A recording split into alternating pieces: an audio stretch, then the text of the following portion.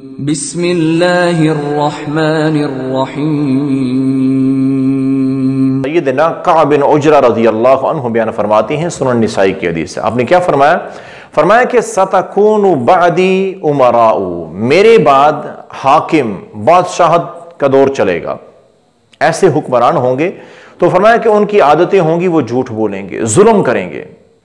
آپ نے کیا فرمایا کہ من صدقہم بکذبہم واعانہم علی ظلمہم، تو جس نے ان حکمرانوں کی، ان عہدیداروں کی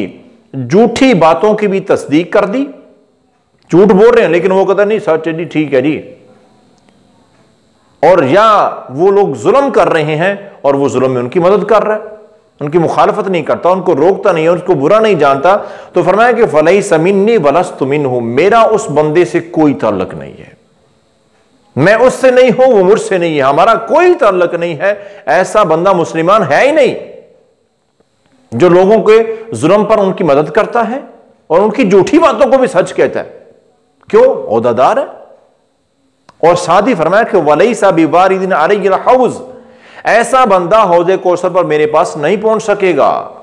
اس چیز کا حقدار ہی نہیں ہے، جو ظالموں کا ساتھ دیتا رہا ہے دنیا میں۔ اور پھر آپ نے وضاحت سے فرمایا ایسا بندہ جو ان ظالموں کے ظلم پر ان کی مدد نہیں کرے گا، ان کے جھوٹ کو سچ نہیں کہے گا،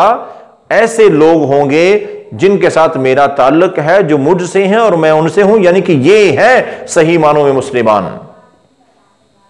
اور آپ نے فرمایا کہ ہوا وارد علی الحوض، اور یہ لوگ میرے حوض کوثر کے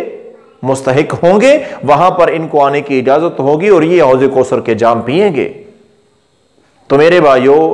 خدا را کبھی بھی کسی ظالم کا ساتھ نہ دے، کسی جھوٹے کی حمایت نہ، ہمیں پتہ کہ یہ بندہ جھوٹ بول رہا ہے، اپنی برادری کا ہے، پارٹی کا، رشتہ دار، جو کچھ بھی ہے، جھوٹے کو کبھی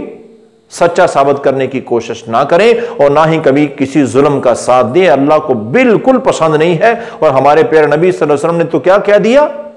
کہ میرا اس بندے سے کوئی تعلق ہے ہی نہیں۔